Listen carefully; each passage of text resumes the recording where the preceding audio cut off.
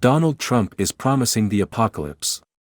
If there is one thing that is becoming increasingly clear about Donald Trump's 2024 bid for the presidency, it is that this campaign is going to be a far darker endeavor than even the two that came before it. In his public appearances and fundraising appeals, the former president lately employs language familiar to his evangelical Christian base through biblical prophecies of the apocalypse. One such phrase, "final battle," evokes the epic clash foretold to take place on the plains of Armageddon and heralding the second coming of Jesus Christ. "This is the final battle," Trump said at the Conservative Political Action Conference this month. "They know it, I know it, you know it, everybody knows it. This is it." And at his first campaign rally on Saturday, in Waco, Texas, 2024 is the final battle. It's going to be the big one. True, dystopian imagery is not exactly new to Trump, given that his inaugural address is most remembered for its reference to American carnage. But when he ran in 2016, Trump promised to be the miracle worker who, alone, can fix it. This time around, he asks voters to think of him as your retribution. As Yale University sociologist Philip Gorski, co-author of the 2022 book, The Flag and the Cross, White Christian Nationalism and the Threat to American Democracy, told me, he's positing himself as the long arm of the Lord, the long arm of divine vengeance. Nor is Trump's rhetoric necessarily landing only with a religious audience. It meshes well with QAnon conspiracy theories. And apocalyptic storylines are having something of a secular, post-pandemic cultural moment as well, including in hit shows such as HBO's The Last of Us. Even so, that a leading presidential contender is framing a campaign around end-of-the-world scenarios is not only weird, but more than a little dangerous, given that, for those who take Trump seriously, it has the potential to create a permission structure for violence.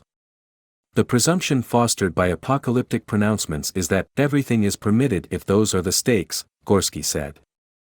Last week, Trump directly stoked that fire, along with what turned out to be false rumors of his imminent indictment by a New York grand jury.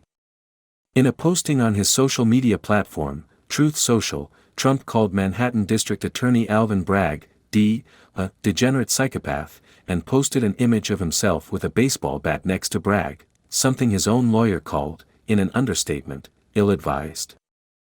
Taking aim at Bragg in another social media missive, Trump wrote, "What kind of person can charge another person, in this case a former president of the United States, who got more votes than any sitting president in history, and leading candidate, by far, for the Republican Party nomination, with a crime, when it is known by all that no crime has been committed, v. also known that potential death v. destruction in such a false charge could be catastrophic for our country?"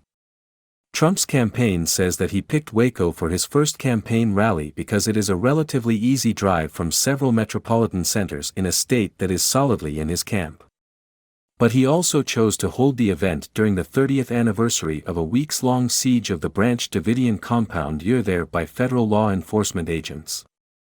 The cult was led by David Koresh, who promised his followers that he would break the seventh seal and bring about the end of the world.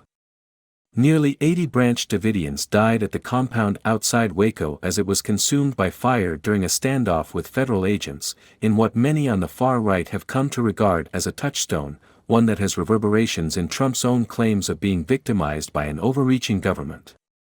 Charles Pace, pastor at a chapel which stands where the Branch Davidian compound once did, told the New York Times that Trump is the anointed of God and the battering ram that God is using to bring down the deep state of Babylon. It is not unusual to hear Trump described in similarly messianic terms by his most devoted followers. Yet, beyond rallying Trump's own core of supporters, doomsday is not a political message that is likely to have much appeal. Americans, with Trump's own election being a notable exception, tend to go with the candidate who offers the more optimistic vision of the future. Ronald Reagan's Morning in America. Bill Clinton's Place Called Hope. Barack Obama's Hope and Change. But what's also true is that, as early as it is in the election season, Trump stands at the forefront of the Republican field. And alas, the end, at least as the presidential season goes, is nowhere near.